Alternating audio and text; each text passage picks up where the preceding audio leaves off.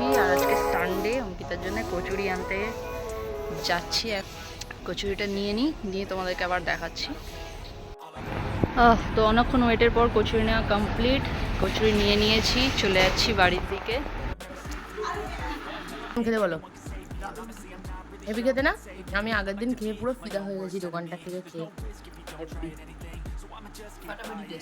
Heavy tasty খেতে। চলো আমরা খাওয়াটা কন্টিনিউ করে নিই, তারপরে তোমাদের সাথে কথা বলছি। তো দেখো, এই যে চাল ভিজিয়ে দিয়েছি, আর এই যে চা খাবে, এখন চা খাবে, আর তার সঙ্গে আমি একটু কেক দেবো। কেকটা আগের দিন অফিস থেকে নিয়ে এসেছিলাম কিনে, একজন হ্যান্ডমেড কেক বানায়, সেখান থেকে চা খেতে ইচ্ছা করছে তার। এই যে শেষে ফোন দেখছে, চা খাবে, না চার কেক খেয়ে না।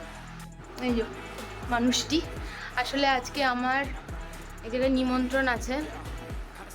আমি সাধারণত এই ধরনের ইনভিটেশনগুলো একটু অ্যাভয়েড করি, মানে ভালো লাগে না যেতে খুব একটা। আর গেলে পারেও খাওয়া দাওয়া করতে হয়, তো খাওয়া দাওয়া করলে আমার একটু প্রবলেম হয় এখন। আগে হতো না, এখন এগুলো হয়। তো আমার বাবার এক বন্ধুর মা মারা গেছে কিছুদিন যাবত আগে, তো আজকে তাদেরই আর কি খাওয়া দাওয়া আছে। তো যাই হোক, সেখানে যেতেই হবে, মানে যেহেতু খুব ক্লোজ ফ্রেন্ড, আর অনেকবার করে বলেছে বাবাকে, তো বাবাও বলছে যে তুই আয়। তো সেজন্য আমি বাড়ি যাব, আর এই মানুষটি বাড়িতে থাকবে। ওই জন্য চালটা ভিজিয়ে দিয়েছি, আর একটু মাছ আছে, মাছ ভাজা করে নেবে, আর মাছের তেল আছে, ফ্রাই করে নেবে। আমি করে দিয়ে গেলে ভালো হতো, বাট হয়নি। এখন ঘরটার কাজ কমপ্লিট করে আমি এখন স্নান করতে যাবো। তো এই হচ্ছে ব্যাপার স্যাপার। চলো ওকে ওর চা এনজয় করতে দিই, আমি স্নান করে আসি বরাবর। আমি রেডি হয়ে গেছি, হ্যাঁ ওটাই, আমি রেডি হয়ে গেছি, এখন বেরোচ্ছি, বাড়ির পথে রওনা দিচ্ছি। আর উনি এখন স্নান টান করে রেডি হবে। তো চলো যাওয়া যাক। আমরা কোথায় যাচ্ছি বলো? শ্রাদ্ধ বাড়ি যাচ্ছি। হ্যাঁ, তো আমরা একটা শ্রাদ্ধ বাড়ি নিমন্ত্রণে যাচ্ছি, আর আমি ব্লগ কন্টিনিউ করব না, চলো পরে আবার দেখা হবে। তো আমি খাওয়া দাওয়া করে বাড়িতে চলে এসেছি, আর এখন আমার জন্য একটা মানুষ একটা জিনিস বানিয়ে নিয়ে এসেছে, রাজু কিউব স্টাইলে। দেখাও, ঘটঘট করছে।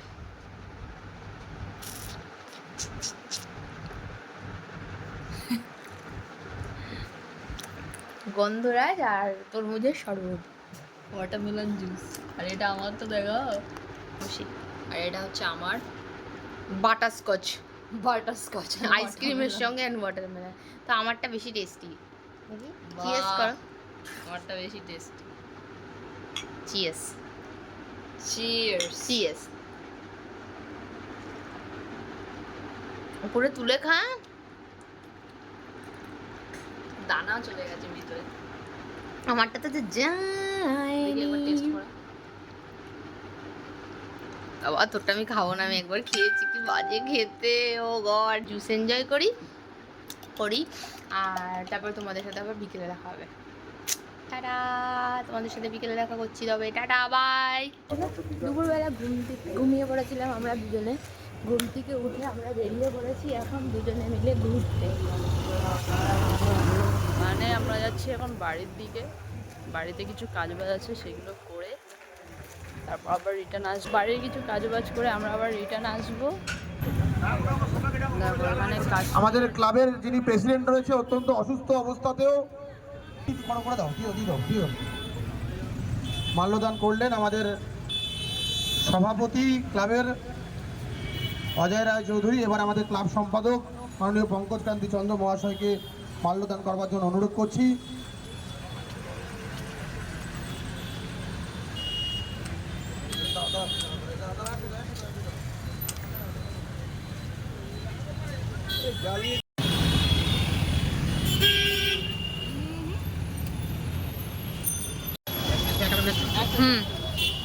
কি বলছো? চাটা খেয়ে দেখো।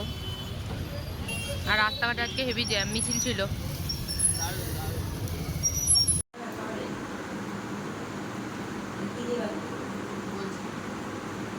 এত বড় ধাড়ি মেয়ে এখনো খাইনি। মারিস না।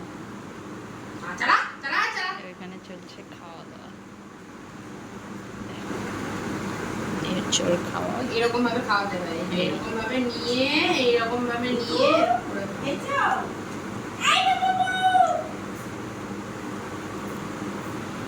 চিৎকার করুন।